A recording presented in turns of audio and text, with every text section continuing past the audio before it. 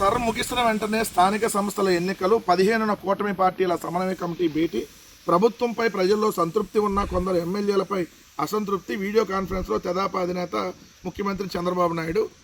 అదేవిధంగా రాయలసీమ వాసుల్లో ప్రభుత్వంపై సానుకూలత ఉన్న కొందరు ఎమ్మెల్యేల తీరుపై అసంతృప్తి ఉన్నట్టు సర్వేలు చెబుతున్నాయన్న ప్రస్తావనకు వచ్చింది. సీఎం స్పందిస్తూ మరికొన్ని చోట్ల అలాంటి పరిస్థితి ఉంది, ఎమ్మెల్యేలకు రీఓరియంటేషన్ అవసరం, ఆగస్టులో 2 రోజులు వర్క్షాప్ నిర్వహిస్తామని చెప్పారు. ప్రభుత్వం మీద వ్యతిరేకత లేదంట, ఓన్లీ ఎమ్మెల్యేల మీద వ్యతిరేకత ఉందంట. ప్రభుత్వం మీద అంటే సంతృప్తి ఉందంట. ప్రభుత్వం మీద సంతృప్తి ఉంటే చంద్రబాబు నాయుడు గారు మీరు ఇలా నిజంగా రోజు జగన్మోహన్ రెడ్డి గారి మీద విమర్శలు ఎందుకు చేస్తారు?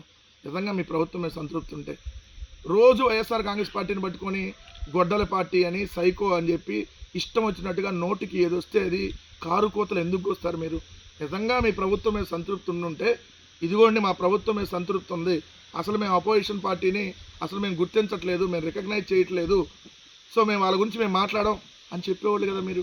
నిజంగా మీ ప్రభుత్వం మీద సంతృప్తి ఉంటే మీ ప్రభుత్వం మీద తీవ్రమైనటువంటి అసంతృప్తి ఉంది. 70% ప్రజలు మిమ్మల్ని అసహ్యించుకుంటున్నారు. ఈరోజు మీకు ఓటు వేసిన వాళ్ళల్లో దాదాపు 50 లక్షల మంది మీకు ఇప్పటికే దూరమైనటువంటి పరిస్థితి.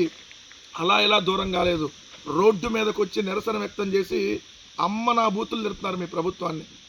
ఇదే అమరావతి ప్రాంతంలో మీకు ఓటు వేసినటువంటి రైతులు కూడా ఈరోజు మిమ్మల్ని అసహ్యించుకుంటున్నారు, మీ మీద తిరుగుబాటు చేస్తూ ఉన్నారు. మీకు ఓటు వేసినటువంటి ఉద్యోగస్తులు కూడా ఈరోజు రోడ్డు మీదకి వచ్చి మీకు వ్యతిరేకంగా ఉన్నారు. మీకు ఓటు వేసినటువంటి రైతులు కావచ్చు, లేదంటే మీకు ఓటు వేసినటువంటి మహిళలు కావచ్చు, అందరూ మోసపోయారని చెప్పి ఈరోజు రోడ్డు మీదకి వచ్చినటువంటి పరిస్థితి. అందుకనే మీరు ఏదైతే కప్పిపుచ్చుకొని ఎమ్మెల్యేల మీదకి నెట్టేటటువంటి కార్యక్రమం చేస్తున్నారో 164 సీట్లు మీరు మొన్న ఏదైతే ఈవీఎంల ద్వారా అధికారంలోకి వచ్చారు, సో ఆ 164 సీట్లలో 1 కానీ 6 కానీ 4 కానీ ఈ 3 అంకెల్లో ఒక అంకెకి మాత్రమే రేపొద్దున మీరు పరిమితం అవబోతున్నారనేది వాస్తవం.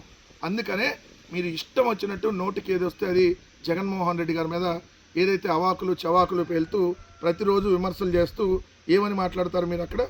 ఎక్కడ నిన్న తెలంగాణలో ఒక ఇన్సిడెంట్ జరిగితే hit run escape Jagan policy, జగన్ది తెలంగాణలో 6గురిని చంపిన సైకోది ఒకటే మనస్తత్వం అంట. కనీసం కొద్దిగన్నా సిగ్గనిపించట్లేదా చంద్రబాబు నాయుడు గారు? మనిషి దిగజారచ్చు, కానీ నీలాగా దిగజారకూడదు. రోజు రోజుకి దిగజారిపోతూ నువ్వు వ్యవహరిస్తున్నటువంటి తీరు. ఎక్కడో తెలంగాణలో ఒక సైకో వాడు 6గురిని చంపితే దానికి జగన్మోహన్ రెడ్డి గారికి లింక్ పెడతావా? అసలు నీకు నువ్వు పొద్దున కొన్ని రోజులు పోయినాక స్కూల్లో చదివే రోజుల్లో వంగవీటి రంగా గారిని చంపించింది జగనే అని, లేదంటే కాలేజ్ చదువుకునే రోజుల్లో ఎన్టీఆర్ గారి మీద చెప్పులేయించింది కూడా జగనేనని అది కూడా చెబుతావు. నీకు సిగ్గు లేదు కదా? ఏదైనా నువ్వు మాట్లాడతావు, ఎందుకంటే నీకు ప్రెస్టేషన్ పీక్ స్టేజ్లోకి వెళ్ళిపోయింది. రేపు పొద్దున ఈవీఎంల వల్ల కూడా నువ్వు గెలిచేటటువంటి పరిస్థితి లేదనేది అర్థమైపోయింది. ఎందుకంటే ఆల్రెడీ ఇప్పుడు నీకు ప్రజలందరూ నీకు దూరం అయ్యారన్న విషయం నీకు తెలుసు. అందుకనే పిచ్చి పీక్ స్టేజ్లోకి వెళ్ళిపోయి ఆ ప్రెస్టేషన్లో ఏది పడితే అది నోటికి ఏది వస్తే అది వాగేస్తూ ఉన్నావు. అంతకుముందు కూడా ఇలానే మాట్లాడావు.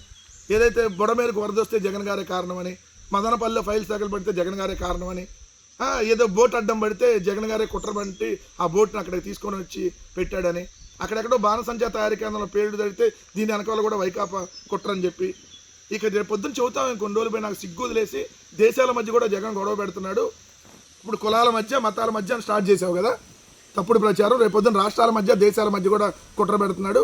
ట్రంప్తో మాట్లాడి యుద్ధాన్ని తీసుకొని వచ్చింది జగనే. ఏదైతే ఇరాన్కి అమెరికాకి యుద్ధాన్ని తీసుకొచ్చింది జగన్మోహన్ రెడ్డి గారే. ఇక నిన్న వియత్నాంలో ఏదైతే బోటు మునిగిపోయి ఏదైతే చనిపోయారు కదా దానికి కూడా జగన్ గారి కారణం. అక్కడ బోటు కూల్పిచ్చేశాడు, ఆంధ్రప్రదేశ్ ప్రజలు చంపేశాడు అక్కడికి తీసుకొని వెళ్ళి అని చెప్పి ఇష్టం ఉంది. జగన్ తుఫాన్లు వచ్చినా జగన్ గారి కారణం అని ఇష్టం వచ్చినట్టు నోటికి ఏది వస్తే అది మాట్లాడతాము. ఎన్టీఆర్ గారి మీద చెప్పులేయించింది జగనేనని. సో కొద్దిగా సిగ్గెట్ల పెట్టలేదు దేవుడు, నాకు అర్థం కాల. అంటే నీ ప్రభుత్వం మీద వ్యతిరేకత ఉంది కాబట్టి దాన్ని అంతా అపోజిషన్ పార్టీ మీదకి నెట్టేసి నువ్వు కుట్రలు చేస్తావు ఈరోజు రాష్ట్రంలో. ఇష్టం వచ్చినట్టు నోటికి ఏది వస్తే అది వాగుతా ఉన్నారా? సో కొద్దిగా మనిషిలాగా ప్రవర్తించండి చంద్రబాబు నాయుడు గారు, మనిషిలాగా. నేను వేరే విధంగా అంటలే, ఇంకా కనీసం మనిషిలాగా ఒక్కరోజన్నా ప్రవర్తించారా ఈ 2 సంవత్సరాల్లో? ఈ 25 నెలల కాలంలో చూస్తే రోజు జగన్మోహన్ రెడ్డి గారి మీద ప్రతిరోజు లేచిన దగ్గర నుంచి పడుకునేదాకా జగన్ జగన్ జగన్ జగన్ అన్నీ జగనే చేశాడు. అన్ని కుట్రలంటే జగనే, మొత్తం జగన్ గారంటే. ఎక్కడ ఏం జరిగినా జగన్ గారే. ఈ ప్రపంచంలో రష్యాకి యుక్రెయిన్కి యుద్ధం జరిగినా జగన్ గారే. తుఫాన్లు వచ్చినా జగన్ గారి వల్ల వస్తున్నాయంట, కరోనా వచ్చినా జగన్ గారి వల్ల వచ్చిందంట. ఇప్పుడు కడపలో కరోనా కేసులు నమోదైంది జగన్ గారి వల్లే. అప్పుడు జగన్ గారు తెచ్చిన కరోనా కొద్దిగా అక్కడ పెట్టాడు, కడపలో పెట్టేసి ఇప్పుడు జనాలకు ఎక్కిచ్చేసాడు ఆ వైరస్ అని చెప్పు. కొద్దిగా సిగ్గెట్టలేదే, నువ్వెట్ట ముఖ్యమంత్రి నాకు అర్థం కాల. ఎంత దారుణమో ఇలాంటి వ్యక్తులు. నిజంగా చంద్రబాబు నాయుడు లాంటి వ్యక్తులు ఈ భూప్రపంచంలో ఉండటమే ఈ భూప్రపంచానికి పట్టినటువంటి శాశ్వత దరిద్రం. లేకపోతే ఏంటి ఈ మాటలు? ఎంత దారుణమైన మాట. ఎక్కడో తెలంగాణలో జరిగితే జగన్ మనస్తత్వం వాళ్ళ మనస్తత్వం ఒకటేనంట. జగన్ గారి మనస్తత్వం అలా అయితే నువ్వు ఇలా అనుకుంటేవాడు, అసలు ఉండేవాడు నువ్వు? జగన్ గారిని ఎన్ని అన్నా కూడా గజరాజు పోతా ఉంటే కుక్కలు మరుగుతాయి వదిలేయమన్నాడు. నువ్వు బోషిడికాయని తిట్టించినా కూడా జగన్ గారి మనస్తత్వం అదైతే బోషిడికాయని తిట్టినాడికి ఈరోజు నువ్వు చైర్మన్గా ఎన్నుకుండేవాడు. చెప్పులు తీసుకొని చూపిస్తే పవన్ కళ్యాణ్ అనేవాడు ఈరోజు ఉప ముఖ్యమంత్రి ఎట్టయ్యేవాడు. జగన్ గారి మనస్తత్వం నేర మనస్తత్వం అయితే రాజారెడ్డిని చంపిన వాళ్ళు ఈ రోజుకి బతికుండి నీ పార్టీలో కూర్చొని నీ ఆఫీసులో కూర్చొని ఇష్టమంతటి ఎందుకు వాగేవాళ్ళు? ఎంత దారుణంగా చంద్రబాబు నాయుడు రోజు రోజుకి దిగజారిపోయి మాట్లాడుతున్నాడో దయచేసి ప్రజలను కూడా గమనించమని చెప్తా ఉన్నా. వీళ్ళకి ఓటమి భయం పట్టుకుంది.